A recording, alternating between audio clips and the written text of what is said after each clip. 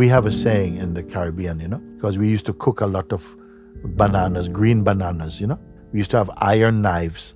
And whenever you use iron knives and you peel a green banana, there's some chemical reaction somehow. The iron goes black and the banana gives off the stickiness. And you have to put a lot of time trying to clean off the stickiness of your hand. So what the people who cook these kind of food regularly, what they do, before they even pick up the knife, they cover their hands in coconut oil. So then they can peel as many bananas as possible and nothing sticks to them. Before you engage with the world, oil yourself with consciousness and silence, you see. Bring your mind into your heart and the world will not trouble you. Come from your heart, from the place of conscious awareness, and you will experience your existence in pure harmony.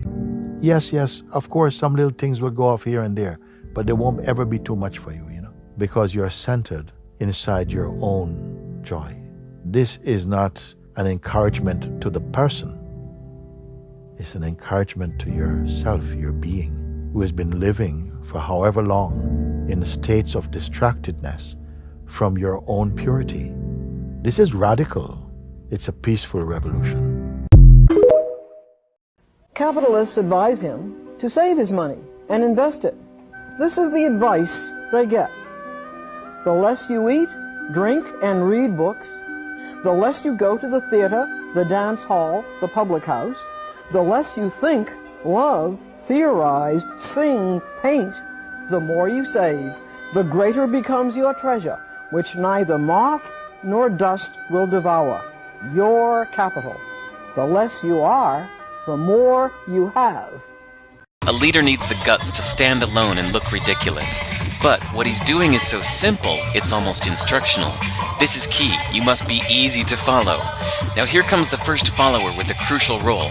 He publicly shows everyone else how to follow. Notice how the leader embraces him as an equal. So it's not about the leader anymore. It's about them, plural. Notice how he's calling to his friends to join in. So it takes guts to be a first follower. You stand out and you brave ridicule yourself. Being a first follower is an underappreciated form of leadership. The first follower transforms a lone nut into a leader. If the leader is the flint, the first follower is the spark that really makes the fire. Now here's the second follower. This is a turning point. It's proof the first has done well. Now it's not a lone nut and it's not two nuts. 3 is a crowd and a crowd is news.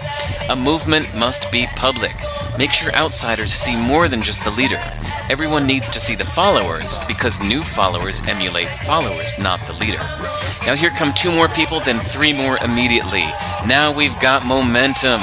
This is the tipping point and now we have a movement. As more people jump in, it's no longer risky.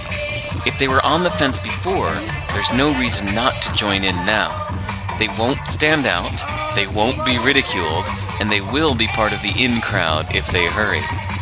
And over the next minute you'll see the rest who prefer to stay part of the crowd, because eventually they'd be ridiculed for not joining. And ladies and gentlemen, that is how a movement is made. So let's recap what we've learned. If you are a version of the shirtless dancing guy, all alone, remember the importance of nurturing your first few followers as equals, making everything clearly about the movement, not you. Be public, be easy to follow. But the biggest lesson here, did you catch it? Leadership is overglorified. Yes, it started with the shirtless guy, and he'll get all the credit, but you saw what really happened. It was the first follower that transformed a lone nut into a leader. There's no movement without the first follower. See, we're told that we all need to be leaders, but that would be really ineffective. The best way to make a movement, if you really care, is to courageously follow and show others how to follow. When you find a lone nut doing something great, have the guts to be the first person to stand up and join in.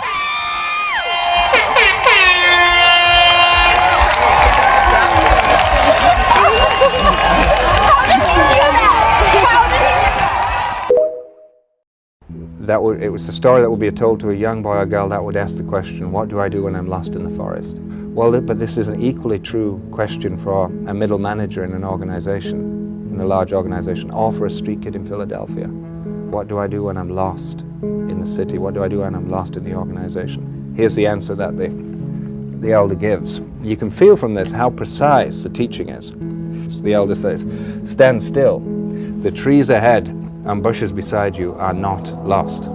Wherever you are is called here, and you must treat it as a powerful stranger, must ask permission to know it and be known. Listen.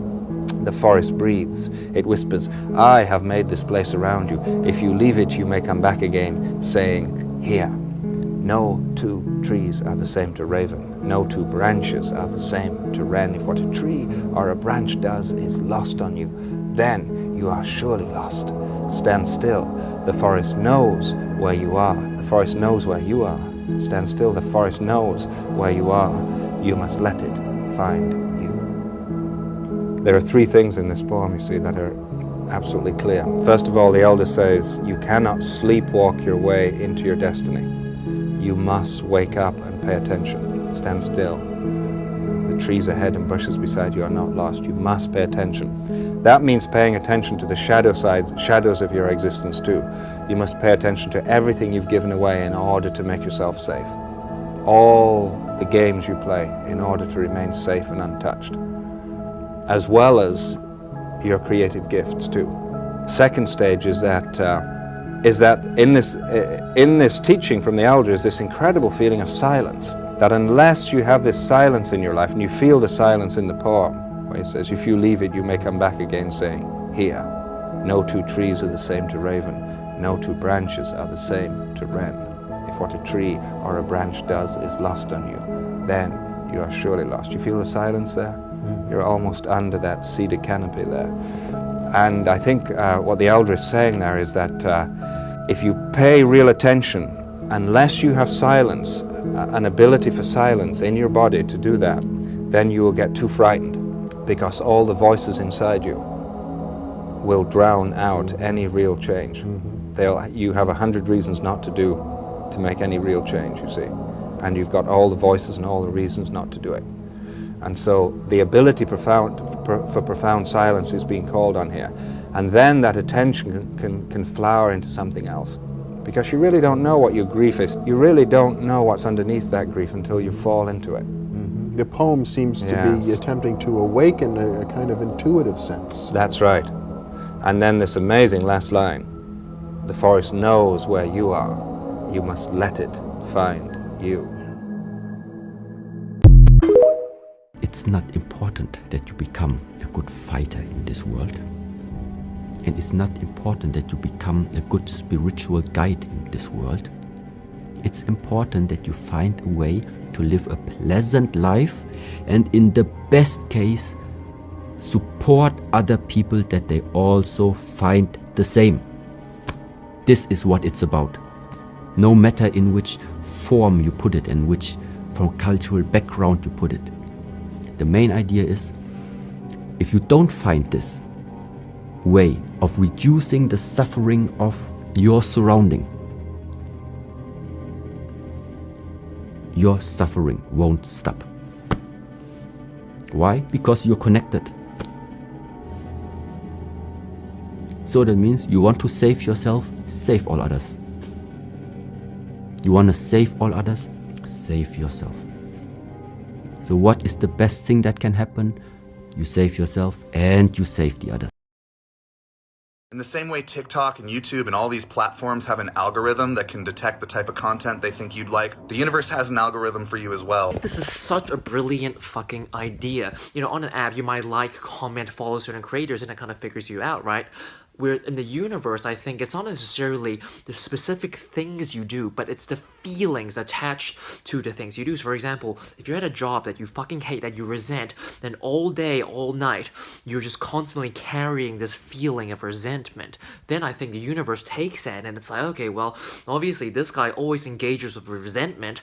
I'm gonna give him more resentment, more scenarios where this resentment takes place. That's why people say practicing gratitude is such a powerful thing. insane, because it's like, imagine you have everything already you could ever fucking want in this universe, and you just have it. Like, what would you feel? Like, you probably feel pretty grateful and content, right? So it's like, instead of trying to aim for specific things, like, I want success, I want power, I want love, it's like, well, what if you had all of that? What would you feel? Like, you would feel pretty grateful, right? So it's like, you're literally shooting for the fucking throne when you go and you engage and you tap into gratitude. When you get a certain video on your For You page, it's not like there's a TikTok employee behind a fucking computer being like, oh, okay, well, this guy, I think he'll like this video, therefore I'm gonna personally make this For You page. We know it's a fucking algorithm that does everything, right?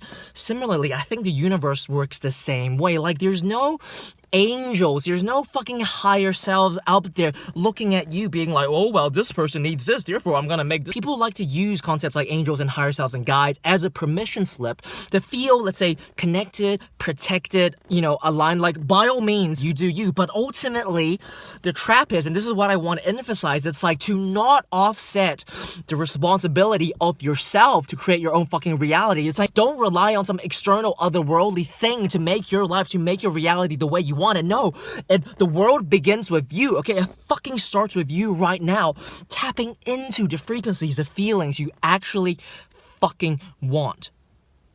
What do you want?